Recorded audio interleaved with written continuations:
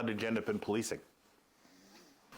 Well, I was working at Summers Menswear when I was playing hockey, and I met Rick Hunt, who was a policeman. He ended up being my partner in detectives years later. It was something I always considered. In high school, I was taking mechanical and architectural drafting. So I thought, well, I should follow my education, although I didn't pass because I got thrown out of chemistry. The teacher's name was Mr. Yeses. And Gary Hancock and I, roommates, always kidding around. We're shooting the shit. We're supposed to be studying. Calver, get that assignment done. I want to get some marks in on you guys. And I said, no, I'd like to put a few marks on you too. Get out of here. He kicked me out of class. Like there's less than a month left. Yep. I didn't get my grade 12 chemistry, so I couldn't pass. So that was that. I remember talking to your grandfather, Teddy, about this. I went to Dalmar Steel because he was working at Onward Manufacturing, which was very close to Dalmar Steel. Dalmar had an ad in the paper for a draftsman. I went out there, did an interview with a man who was really nice, and in the interim, I saw an ad in the paper for police officers. So I thought about it, well, I'll apply. What the hell? So I go in there and apply. While I'm sitting in the office waiting to see an inspector, the chief walked in the lobby, and I heard him whisper to the secretary, who's this kid? And I guess she told him I was a Kitchener Ranger or something, so he called me. Oh, Shantz came back out. He'd been talking to the chief on the phone, and he said, do you have 5 minutes? I said, I got the rest of my life. He said, well, sit over there for a minute. So the chief told Shantz to interview me. So Shantz said, just sit in the lobby, we'll call you. So I sat out about 10 minutes. I see all these white shirts, inspectors coming down the hall, and they're falling into a conference room. Okay, come in here, son. So I go in and they put me in a hot seat at the end of a big table, and they're all each one's asking me questions. What are you gonna do when some guy tells you to f off? What are you gonna do when a guy calls you a pig? Well, it depends if anybody's watching. Anyway, they gave me about a 10-minute interview. They said, okay, go have a seat in the hall, we'll be with you shortly. And the Shantz, the staff sergeant, called me and he said, come on into the chief's office. So the chief tells me about his son used to play hockey, and it wasn't very good for him. Well, maybe he's a piss poor hockey player. I didn't know him, but anyway. They go have a seat in the lobby. A couple minutes later, they call me back in. You're hired to start on Monday.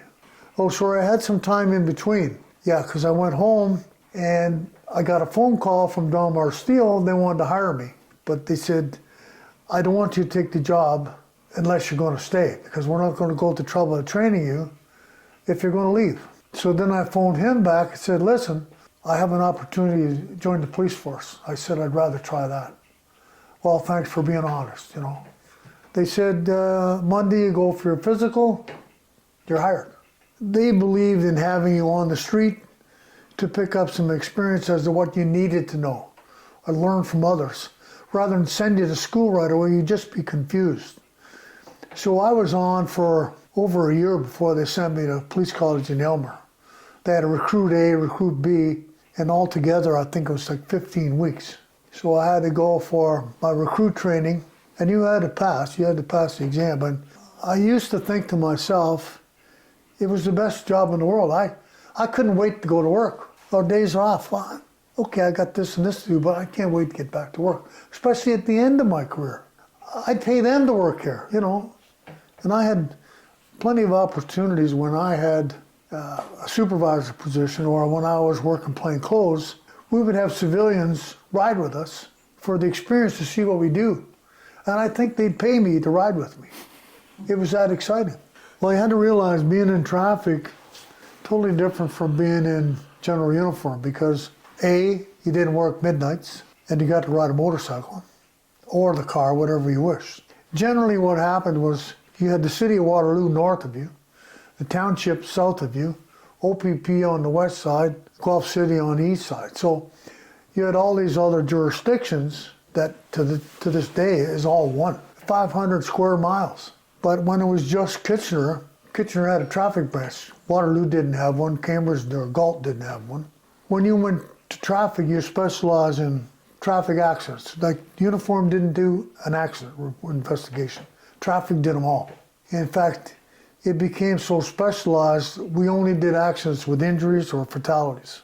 So if you went to work in the summertime, day shift was 7 to 3 and 3 to 11. And then they have a late afternoon guy start at 6 till 2. He wouldn't ride the bike after like 8, 9 o'clock. You could park the bike in the garage and then take the traffic car. We had 2 bright yellow cars, and they're only for traffic. If dispatch is looking for a traffic cop after 11 o'clock, there's only one. Sometimes only 2 on a shift. So you'd have 2 day shift guys, 2 afternoon guys, and 1 late afternoon guy.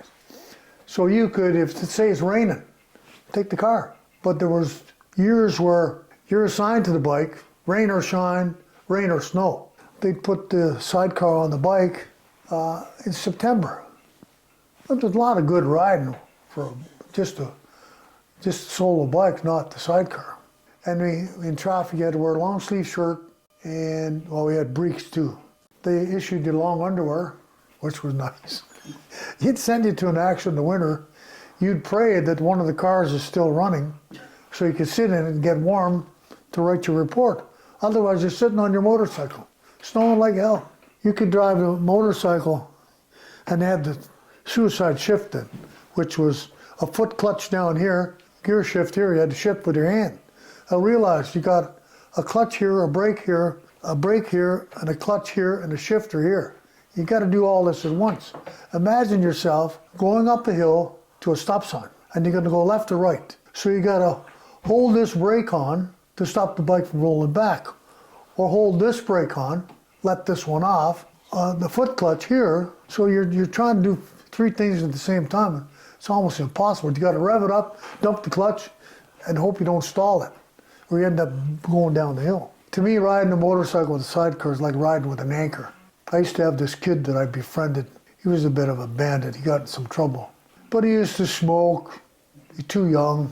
He didn't like to go to school. But it was kind of like a big brother to him. I'd stop in, have coffee with his mom, and tell her I'm keeping an eye on him. He used to like to go uptown and shoot pool. That's quite a hike from his place. So I'd go to his place, have a coffee. You going uptown? Yep. Get in. He had a tonneau cover over the sidecar. Zip that off, stick him in there. He's in there in the dark, and I drive him up. Park in the back out, okay, get out. So those were fun things, you know. Anyway, you were asking me a while ago about exciting things or something that happened. When I was walking the beat, somebody always asked me, what's the funniest thing that ever happened to you? In the afternoon shift, it was quite late in the evening. When you're walking the beat as a rookie, you always had a corporal sneaking around trying to catch you in a coffee shop or off your beat or not doing what you're supposed to do. So during the day, you had to stand out right on the curb watching traffic, or, you know, like this. Watching traffic coming up and down the street, loud exhaust, music too loud.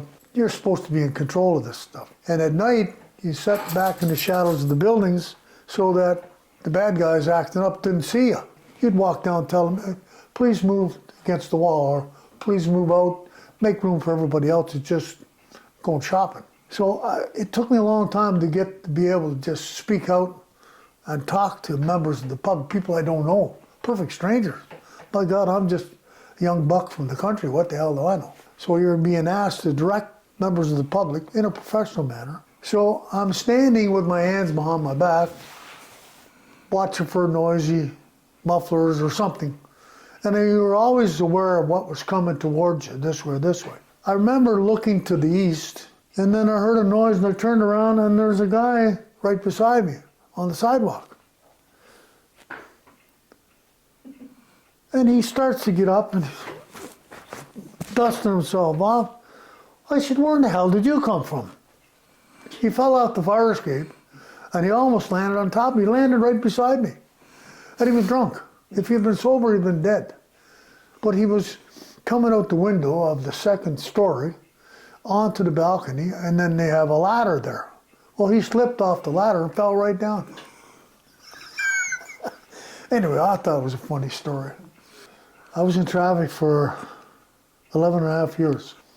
A story from traffic, I can remember back then there was some unknown, unwritten rule that traffic cops had to write so many tickets. They had a quota.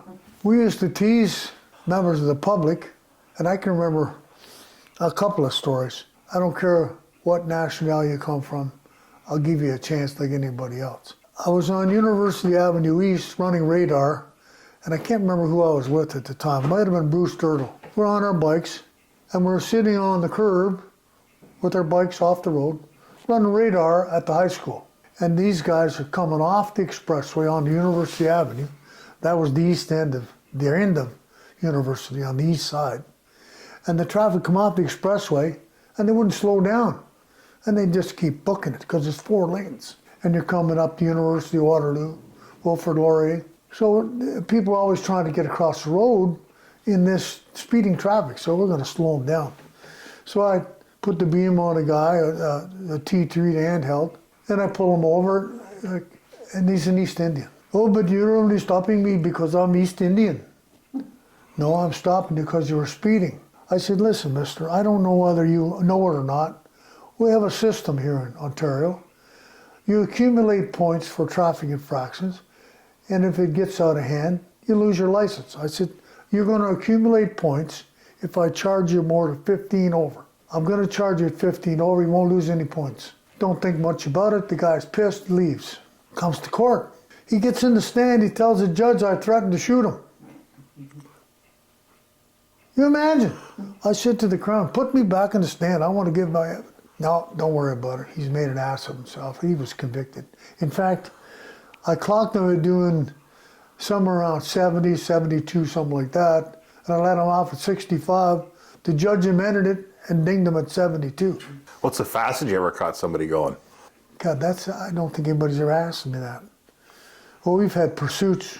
We got guys, they crashed or whatever, but in excess of 100, easy. Because I remember you used to run traffic in the backyard. You used to sit in the backyard, open the fence gate, and sit there and run radar. In my own backyard, yeah. What's wrong with that? You gotta have a piss, the bathroom's right there. I got a funny story I wanted to tell. We had a staff sergeant named he was a constable with me in traffic. And we were sitting at Terry's Lunch on King Street East, which would be right 1 block east of King and Ottawa, where Terry's Lunch used to be, Schmecky's. Well, he closes at 6 o'clock every day, and there was 3 perfect parking spots right there on King Street. It would be common to see guys racing off the lights at King and Ottawa going east out Highway 8, and they'd be moving. Well, 2 racers are coming east, and I'm getting ready to put my radar down and run across the westbound lane to get to the eastbound, and I'm going to throw my flashlight at these guys. Well, at the last second, there's a bus coming, and is busy looking to the west at the 2 racers. He ran straight into the side of the bus. He knocked himself ass over tea kettle. He did a flip on the sidewalk. He made me promise I'd never tell anybody. And the bus driver stops. Like the front of the bus is past him. He ran into the bus halfway back down the bus. And the bus driver said, is he all right? Yeah. So tell me about Ontario Glove. I was still in uniform, Division 3 with Harry Geisbers as a sergeant with me. I think I was in the office. I was in the downtown core of Waterloo, and a call is given out about a shooting at Ontario Glove, which is off of King Street North, right near the Conestoga Mall. A disgruntled employee was let go or fired. I don't know what the actual terms were. He gets told that he's being let go. He went home, got a gun, came back and shot 3 people. His supervisor was a female, the owner of the company, and another supervisor. Dead right on the spot. And we had the MDTs, which is a mobile data terminal, on the dash of the car, and they have 20 active pages. And every time you add a page, it bumps one off. So the information coming to you is changing so fast, you can't keep up with it. You can't get on the radio because dispatch is trying to determine who's closest. And it turns out Harry and I are the first, I'm the second one there, Harry's the first one there. We get there, and a lot of the employees have emptied into the back of the shop and they come out the exit doors to towards King Street. But they're fleeing for their lives because they've just seen 3 people blown away. And I can remember checking on the deceased in the snowbank in the front yard. There's no sidewalk, just a cul-de-sac. And I pulled up in front of the snowbank and there's a body right there. I determined there's no help for this person, they're gone. Then I go inside and Harry's coming out of the warehouse. There's a woman shot there, and I go into an office, or the owner is shot in his office. And we have no information where the bad guy is. He's fled in a vehicle. We have a vehicle description, but you don't have time to look at this. You're doing close to 100 miles an hour in the city trying to get to the scene because the bad guy is there. Of course, by the time we got there, he'd come out of the subdivision or the industrial area, jumped on the expressway, drove to headquarters and turned himself in with the rifle on the desk. I think you guys want to talk to me. We had a night of pizza at the pub at the Hoother that night just to relieve stress, and the inspector came to me later and said, do any of your people need counseling? No, we had pizza and a beer and everybody's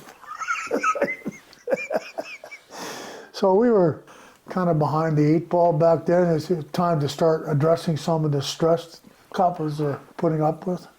I can't say that it bothered me, it was pretty damn exciting. How many murders have you talked to 100 policemen? I bet none of them ever been to a murder, an active murder. Yeah. Well, since we're at murder, do you want to go to homicide then? How did you end up there? I went from traffic to, I did a stint in detectives, plainclothes. Then I got promoted. They wanted me to go, first of all, they told me they were going to transfer me to homicide. Well, this is cool. We believe that you have the right personality to be a homicide investigator. I'm all set to go to homicide, and then they said, well, you're going to work special assignments, but you're going to work auto theft. So I team up with Jack, and I do auto theft and pawn squad. And then they sent me to homicide. Then they kicked me out of homicide.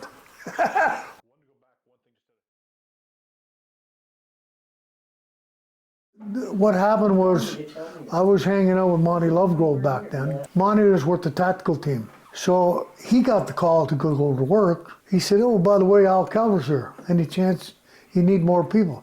Yeah, tell him to come along. So I go along, not officially been invited, but I was there. I went through the whole inquest with the police commissioner, all that shit. Yeah, I went through all that. Not telling you more. For years, the henchmen kind of ruled Highland Road, and they had the houses next to them were vacant because nobody had lived next to them. But they're riding their motorcycles on the lawn, up and down the sidewalk, no helmets, loud exhaust. And the neighbors were about fed up with it. So the tactical team decided, with various other people, drug officers, etc., to raid them and make some arrests. I was in on the raid. It was my job to guard the back door. The back door was just access to the basement. There were no stairs there. Walk through the door and you're in the basement. To get upstairs, the stairs were somewhere else. But they had a refrigerator against the back door. Well, it's kind of boring standing outside. We're going in. So both of us booted the door in with our shoulders and moved the fridge out of the way and got in.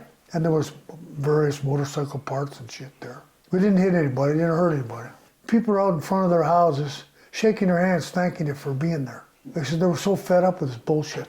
Well, I could go on forever. I could write a book, but I don't want to. No. Where policing is going now? Yeah. And I've been asked this question many times, or at least I've given this explanation many times. Would you refer anybody to policing today? Not in a million years. When I started policing, you had to catch a bad guy, prove it in court, and he went to jail. Now it's backwards. You work your ass off, catch the bad guy, abide by all the rules, and he's back on the street before you're done your notes. And when he does come to court, either acquitted, it's a charter argument, and he gets off on a technicality. It's just a waste of time.